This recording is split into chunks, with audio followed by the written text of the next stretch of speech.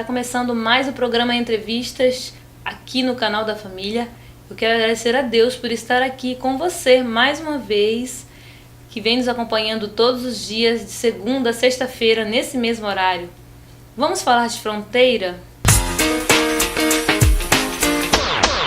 Então vamos conversar aqui com o professor doutor Yuri Kavlak. Professor, seja bem-vindo mais uma vez ao nosso programa. Obrigado, prazer estar aqui, muita honra. E assim, a gente convidou o professor mais uma vez no nosso programa, gente, para falar sobre as pesquisas de doutorado, de pós-doutorado que ele realizou. Seus livros, são 3 livros, professor. Parabéns. Obrigado. Os livros falando sobre as Guianas, Guiana Francesa, Suriname, as Guianas. E também, professor, o seu doutorado. Vamos começar a falar sobre o seu doutorado. Qual foi o tema que o senhor abordou no seu doutorado? Eu trabalhei relações diplomáticas entre Brasil e Argentina. Então, Por que você escolheu esse tema, professor? Brasil e Argentina. Então, eu sou do interior de São Paulo e no decorrer da graduação, que eu fiz lá na Unesp, eu gostava muito da Argentina, eu gostava muito da história, fui muito também por causa dos professores, tive professores bons de História da América e me enveredei por esse caminho. Então, pesquisei o período de 45 a 64, foi a época Vargas e Perón, que eram presidentes que tinham características semelhantes em alguns aspectos, e que foi tentada uma aliança diplomática entre Brasil e Argentina naqueles anos, chamaria-se Pacto ABC, da Argentina, Brasil e Chile. Então foi essa a minha pesquisa, tanto mestrado e doutorado eu desenvolvi esse tema até 2010, e aí em 2010 eu vim aqui para o Amapá, e aí tentei pensar um tema que se mantivesse na história da América, mas que tivesse uma articulação maior com o Amapá. E aí surgiu então a ideia de pesquisar as Guianas, formação histórica das Guianas, e é o que eu tenho feito até agora. Como que se deu o processo de colhimento de dados da sua pesquisa? É uma pergunta importante, Mônica, porque quando eu me deparei com o tema, e eu tentei fazer um levantamento bibliográfico e de fontes, é muito escasso no Brasil. Quer dizer, a historiografia brasileira se interessou muito pouco pelas Guianas. Aí eu cito a Guiana, a ex-Guiana inglesa, o Suriname e a Guiana francesa, que é o departamento francês de ultramar, hoje é uma região ultramarina. Então eu tive que ir para fora. Aí eu fiz um estágio pós-doutoral nos Estados Unidos e lá recolhi bastante bibliografia, algumas fontes primárias, sobre os temas mais amplos, desde a época colonial, passando pela escravidão, século XX, e depois a formação dos Estados Nacionais e as independências, porque são a Guiana e o Suriname são países que tiveram independência muito tardiamente.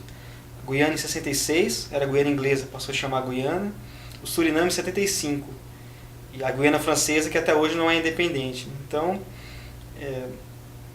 tive que ir para fora, e agora, depois que eu fiquei em 2014, quando eu voltei, eu venho também tentando fazer uns links com a história do Amapá. Porque é muito rica, você sabe disso, você também se interessa por fronteiras. A nossa fronteira aqui tem muitas ligações contemporâneas, mas também históricas com essa região, com o Suriname, com a Guiana Francesa, com a ex-Guiana Inglesa, mais pro lado de Roraima. Então eu tento agora, nessa etapa, fazer essa articulação com a história do Brasil, Amapá, e essa história das Guianas da América, apenas os pontos de intersecção no passado.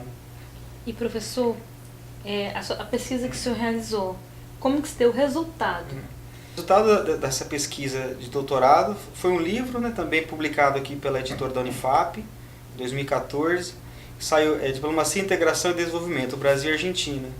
E justamente que eu tentei entender esse período, varguismo, peronismo, e essa aliança que eles tentaram, na verdade, no fundo era uma aliança para se contrapor aos Estados Unidos. Na época, nos anos 60, anos 50, 60, um nacionalismo muito grande, também havia uma formação, um fortalecimento do Estado Nacional, e por incrível que pareça, Brasil e Argentina caminharam juntos, tiveram governos afinados. Depois de Juscelino Kubitschek e um presidente argentino chamado Arturo Frondizi, que tinha também uma mesma ideologia e tal.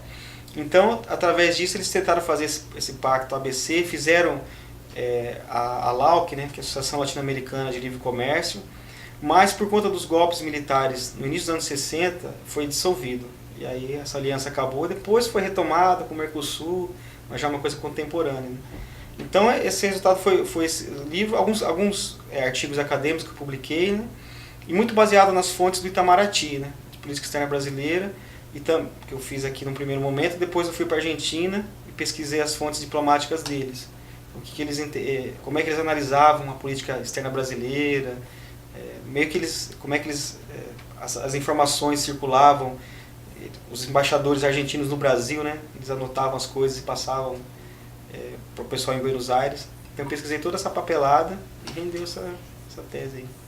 Professor, então assim, qual foi o maior desafio para fazer essa tese? Foram vários. Na verdade, a história da Argentina também é muito rica, né? E você tem muitos pesquisadores, né? Na verdade, é um tema em História da América bastante. A Argentina é um país que a historiografia brasileira se interessa bastante, né? Então, eu ficava temerário em repetir nos temas, em escrever algo que já tinha sido feito, mas o desafio também foi lá. Nós temos um arquivo histórico no Itamaraty muito bem estruturado. Você chega, é atendido, os arquivos estão em ordem, tanto no Rio de Janeiro quanto em Brasília. São dois, né? Mas na Argentina não. Na época que eu pesquisei era muito bagunçado, era num prédio da Polícia Federal. Então a gente tinha que ir lá na Polícia Federal, e aí você pedia um documento, demorava para vir, às vezes o que você pedia não vinha.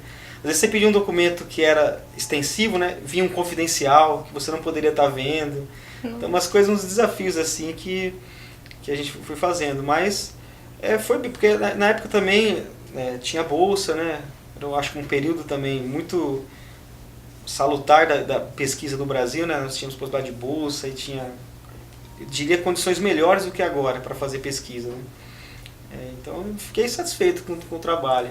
Professor, agora vamos falar um pouco mais sobre o seu pós-doutorado, que o senhor fez em Nova York, sobre as Guianas, né? A gente gosta de falar sobre as fronteiras, para a nossa fronteira, e o senhor abordar esses temas também é muito importante, a gente conhecer e também passar para as pessoas que estão nos acompanhando sobre os temas que o senhor abordou.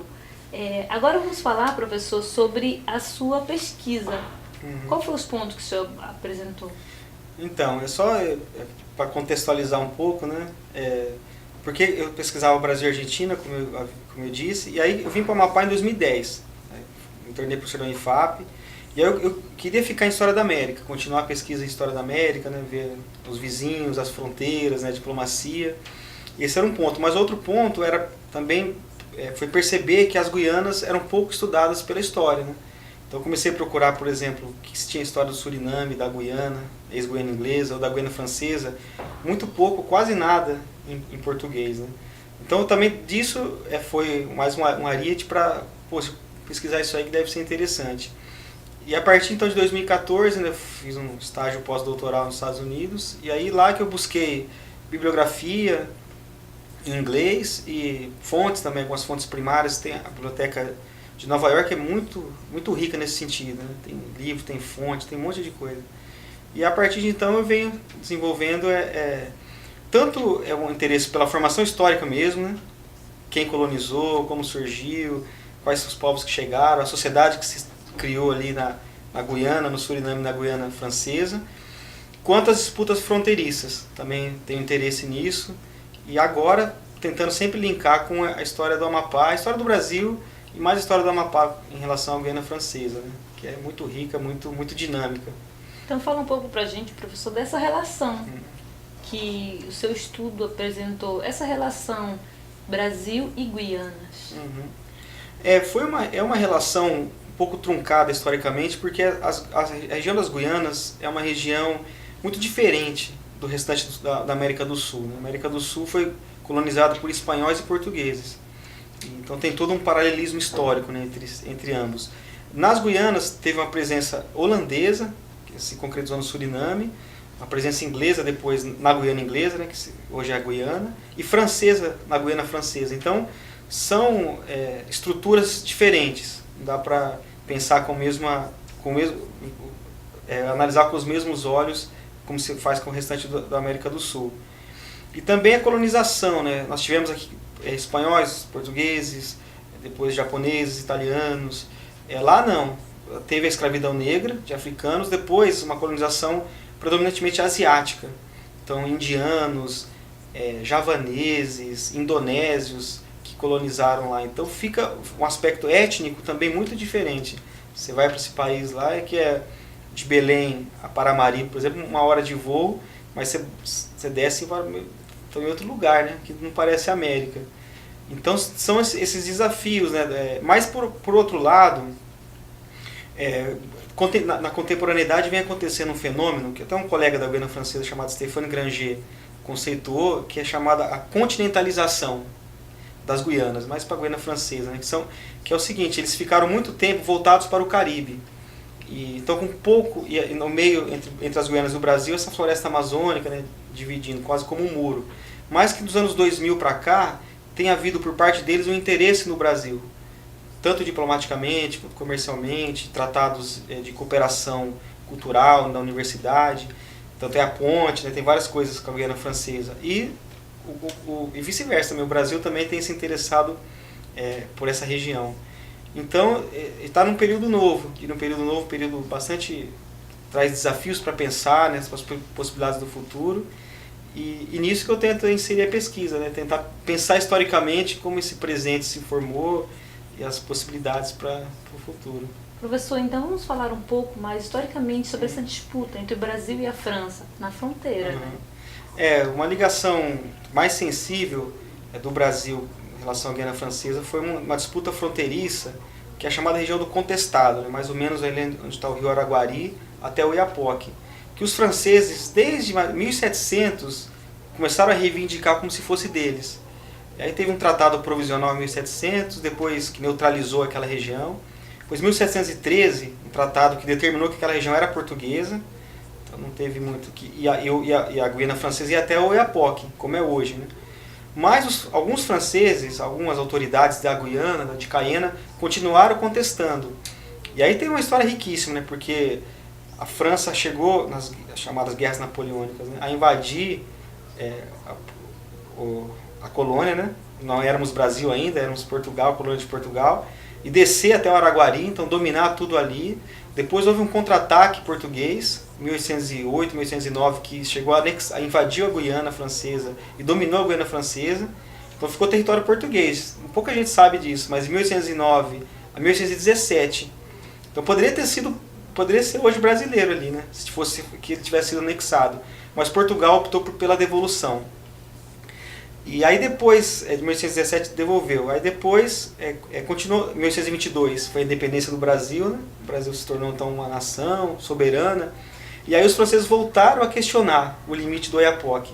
Eles entendiam que o rio Oiapoque, na verdade, queria dizer o rio Araguari, que era, mas eles para ter um acesso mais à bacia amazônica.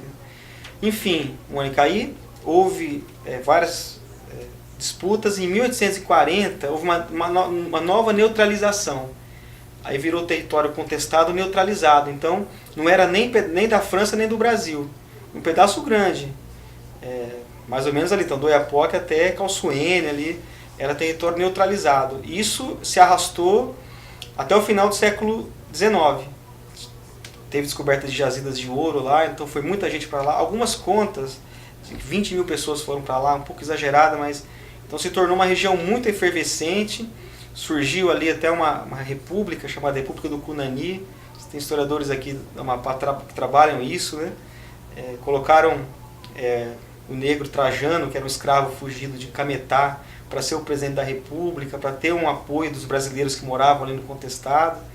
Isso tudo que gerou depois, em 1894, uma disputa, aí a disputa final, porque os franceses tentaram dominar efetivamente a região ali de Calçoene, do Araguari. Professor, muito interessante todo esse conhecimento, coisas que eu não sabia, mas assim, como que terminou essa história, né, essa disputa?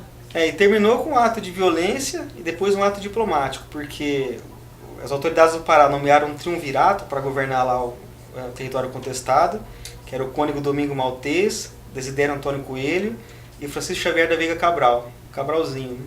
E ali, em 1895, onde é a cidade do Amapá hoje, né, mais ou menos ali. Houve um entreveiro armado, 30, 40 pessoas brasileiras foram mortas, os franceses também, os soldados foram mortos, o capitão francês que veio. E aí com essa disputa, que gerou sangue, né, aí foi toda uma movimentação para resolver isso diplomaticamente de uma vez por todas.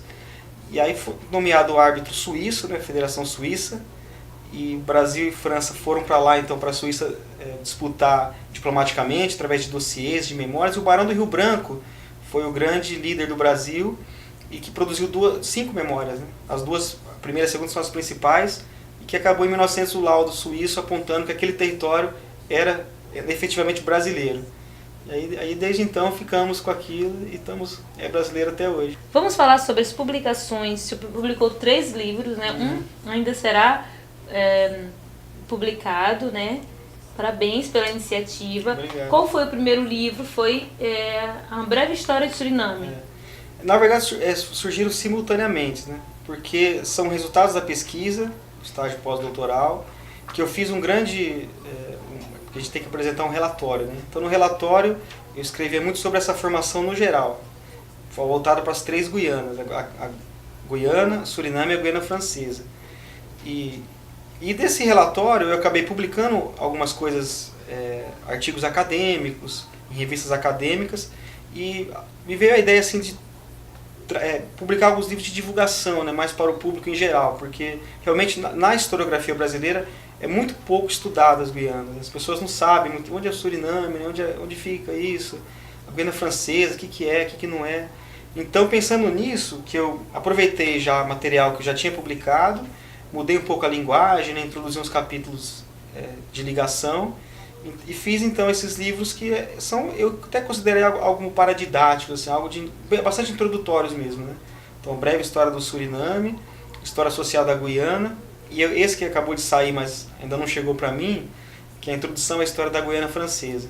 Então, livros em português, né, acessível, a minha vontade é que seja acessível ao grande público, né, não só historiadores acadêmicos, para conhecer aí a história dessas regiões fronteiriças do Amapá e do Brasil. O senhor também cita aqui nesse livro, professor, que o Suriname teve uma história parecida com as disputas fronteiriças de violência e escravidão.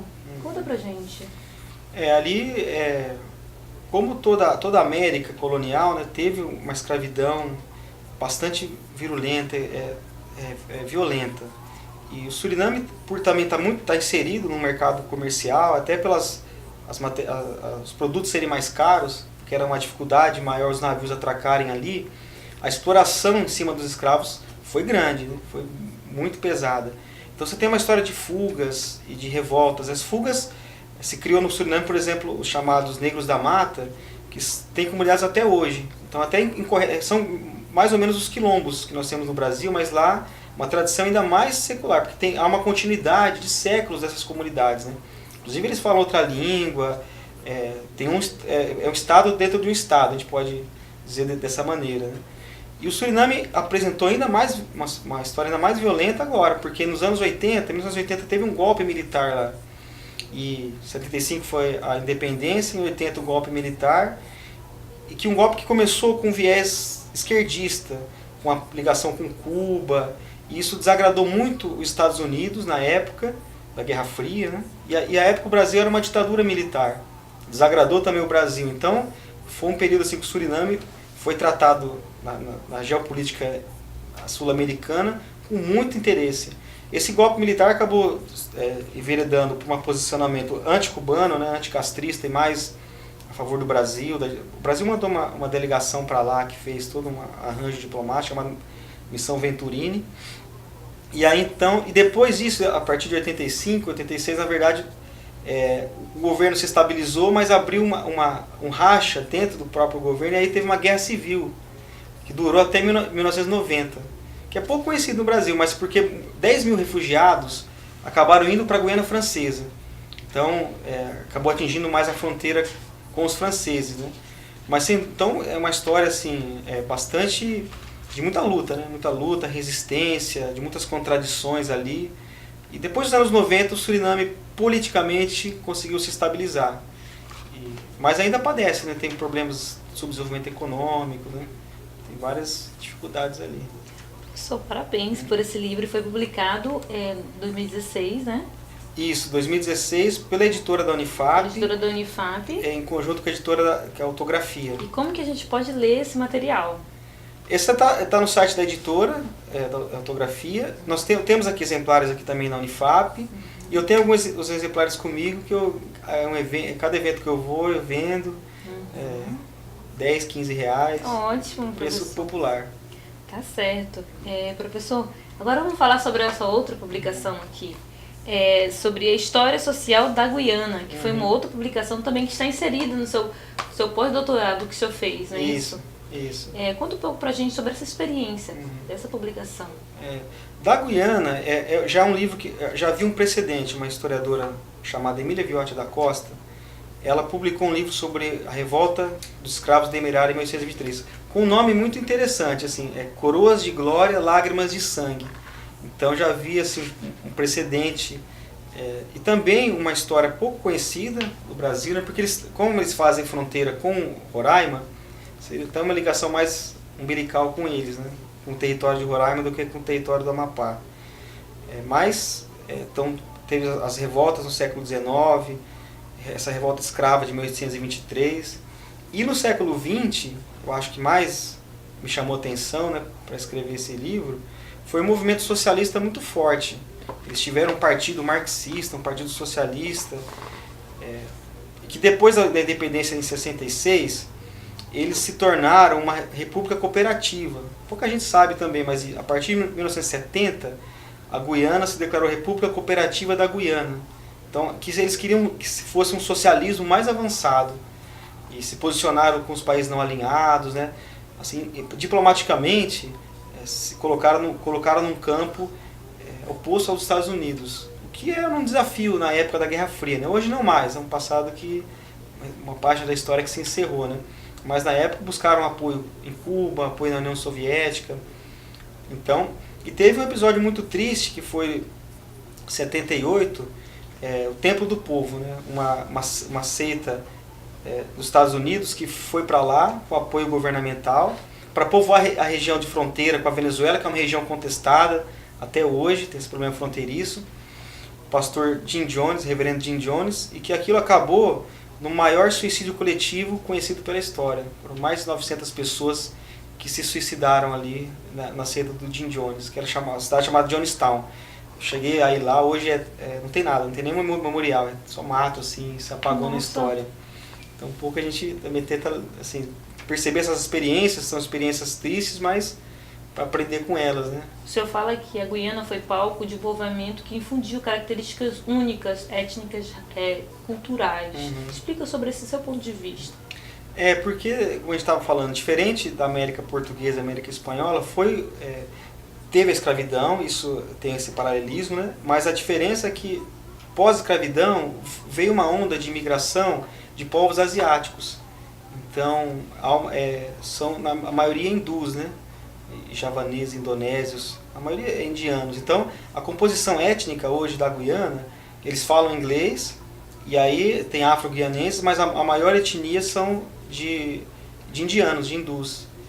E chineses também foram para lá para cuidar do comércio. Então, portugueses do século XIX.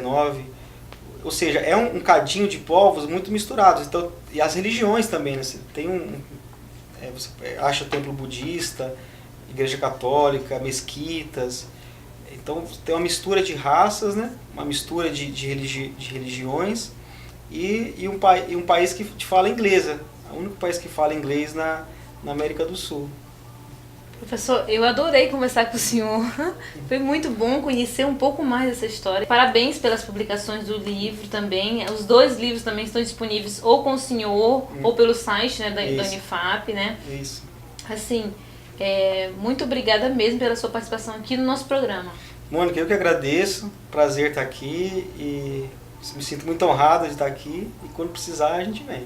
Com certeza, a gente vai voltar novamente. Você já veio aqui, né, no programa anterior falando sobre o mestrado, né, em ensino de história, e agora também estamos falando sobre as suas pesquisas científicas e quando você tiver novidade, traz pra gente novamente, que a gente vai sempre abordar e compartilhar com o público que nos acompanha. Gente, o nosso público, eles gostam de conhecer um pouco mais dos pesquisadores. Eu que agradeço a oportunidade, como você bem lembrou, né, de divulgar, né? As pesquisas não podem ficar pegando poeira nas bibliotecas. De né? jeito nenhum. Essa é uma oportunidade que você tá dando pra gente, muito importante. Né? Eu sei que outros pesquisadores da Unifap já vieram aqui, então agradeço em meu nome e em nome de todos eles. Com certeza, sempre irão voltar aqui no nosso programa Unifap, UEAP, entre outros pesquisadores também.